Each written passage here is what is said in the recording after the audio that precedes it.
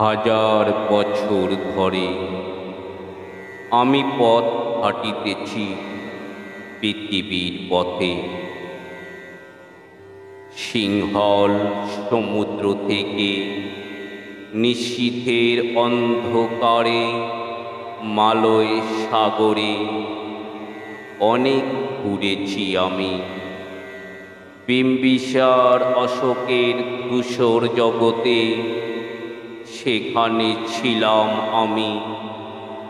আরো দূর অন্ধকারে বিদর্ভ নগরে আমি ক্লান্ত প্রাণে, চারিদিকে জীবনের সমুদ্র সফে আমারে দুদণ্ড শান্তি দিয়েছিল নাটোরে বনলতা সে।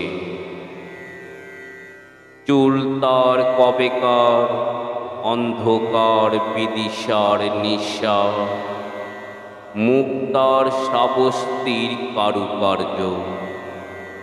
অতি দূর সমুদ্রের পর হাল ভেঙে যে নাবিক হারাইছে দিশা, সবুজ ঘাসের দেশ যখন সে চোখে দেখে দারুচিনি দ্বীপের ভিতর, তেমনি দেখেছি তারে অন্ধকারে। বলেছে সে, এতদিন কোথায় ছিলেন? পাখির নীড়ের মতো চোখ তুলে নাটোরে বনলতা সে।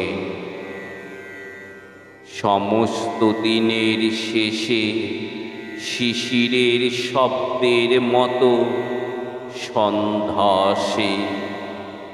তারার রৌদ্রের গন্ধ মুছে ফেলে চিল। পৃথিবীর সব রং নিভে গেলে পাণ্ডুলিপি করে আয়োজন। তখন গল্পের তরে জোনাকির রঙে ঝিলমিল সব পাখি ঘরে আসে, সব নদী পুরায় জীবনে, সব লেনদেন থাকে শুধু অন্ধকার। মুখোমুখি বসিবার বনলতা সে।